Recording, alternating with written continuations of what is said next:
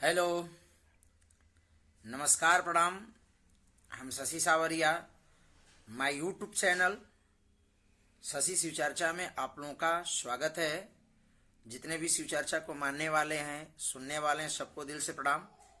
आप लोग पिछला वीडियो में हमारे रीमा दीदी से बहुत प्यारा भजन सुने और आइए आज हम लोग सुन रहे हैं अपने गुरु बहन नीलम दीदी से बहुत प्यारा भजन, शिव चर्चा भजन। तो आइए हम लोग सुनते हैं अपने गुरु बहन नीलम दीदी से।